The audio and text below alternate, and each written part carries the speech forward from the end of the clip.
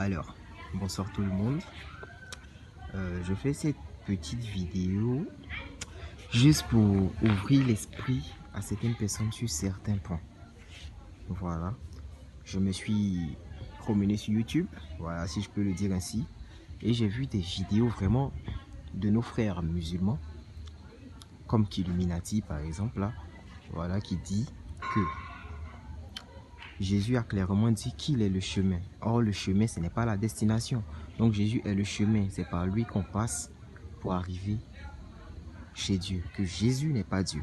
On va parler de ce point-là. Il a aussi dit que Jésus est musulman. Oui, si on rentre dans la définition des termes, on l'accepte. Jésus est musulman. Si on rentre dans la définition des termes.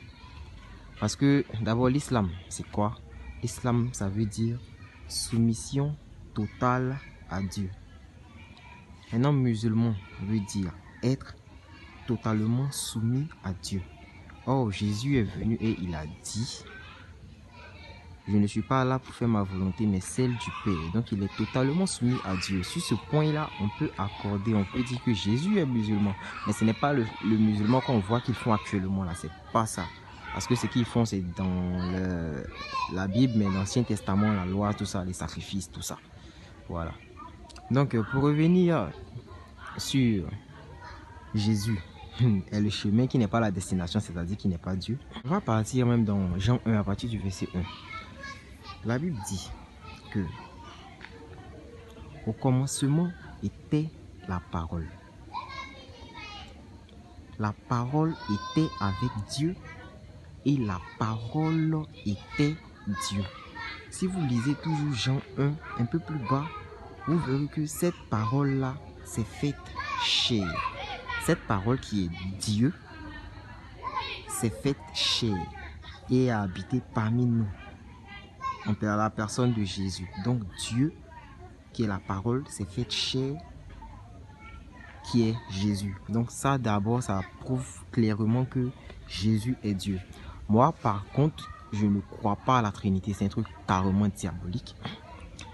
Je crois en l'unicité de Dieu. On dit Dieu le Père, Dieu le Fils, Dieu le Saint-Esprit, mais c'est carrément la même chose. Je vais développer, vous allez comprendre. D'abord,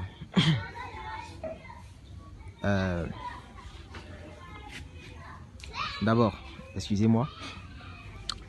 D'abord, le Père, c'est celui qui amène toutes choses à l'existence. Le Fils, c'est Jésus. Le Saint-Esprit, c'est le Saint-Esprit. Mais je vais développer, vous allez voir. La Bible dit en Jean 3, verset 16. Retenez que le Père, c'est lui qui amène toutes choses à l'existence.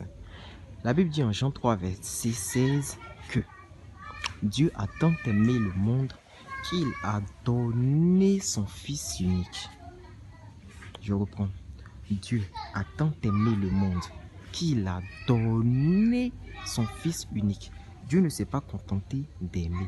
Il a aussi donné son Fils unique qui est Jésus. Donc, c'est une manière de manifester son amour. Il a aimé et il a donné. Donc, Jésus est la manifestation physique de l'amour de Dieu. Avant que Jésus ne parte, il a dit quoi? Que je vais au Père, je vous enverrai le consolateur. Donc, le Saint-Esprit console. Et puis, c'est pas tout. Quand vous prenez un peu dans l'art des apôtres, tout ça, Ananias et Saphira, vous avez vu, ils ont essayé de tromper le Saint-Esprit. Et sur le champ là, ils sont morts. Donc, le Saint-Esprit, c'est le côté justice de Dieu. Celui qui n'aime pas le mensonge. Celui qui corrige lorsque tu quittes le chemin de la vérité. Je ne sais pas si vous voyez. Maintenant, on va venir dans un plan charnel. Pour que vous compreniez l'unicité de Dieu, que Jésus est Dieu. Sur un plan charnel.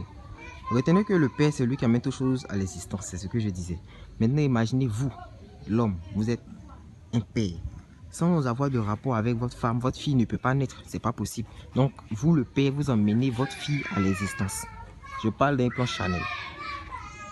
Et quand votre fille naît, remarquez, quand elle travaille bien à l'école, quand elle vous obéit, elle fait tout ce que vous voulez, vous êtes heureux, n'est-ce pas?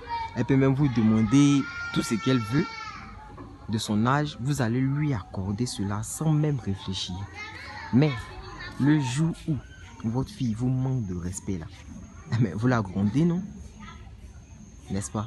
Et après, vous faites pitié, vous venez la consoler. N'est-ce pas? Donc, on prend l'exemple. Maintenant, on prend le cas. Le moment où vous éprouvez de l'amour pour votre fille parce que elle vous obéit, elle fait tout ce que vous voulez, tout ça, même quand elle déconne, vous l'aimez quand même là. Considérons que ce côté-là, c'est le côté amour de Dieu. Parce que j'ai dit quoi? Jésus est la manifestation de l'amour de Dieu. Mais quand elle déconne là, c'est le Saint, vous la frappez, vous la grondez et après vous la consolez. C'est ça le rôle du Saint-Esprit. Mais est-ce que cela veut dire, parce que à un certain moment, vous éprouvez de l'amour pour votre fille et qu'à un certain moment, vous la comptez, est-ce que cela veut dire que vous êtes trois personnes? Certainement pas. Vous êtes la même personne, mais avec des émotions différentes. La Bible dit en Genèse 1, verset 26, que nous sommes faits à la ressemblance et à l'image de Dieu. C'est-à-dire quoi? De la même manière que nous sommes composés de trois parties, corps, âme et esprit, mais nous formons un. De la même manière, Dieu est composé de trois parties, mais c'est le même Dieu. Parce que nous sommes faits à sa ressemblance. Il est fait de trois parties. Nous sommes faits de trois parties. Mais nos trois parties là, nous formons quand même un seul corps avec, non? C'est pareil. Donc frère, ne vous laissez pas berner par ce genre de propos là. Demeurez dans la foi en Jésus-Christ. Merci.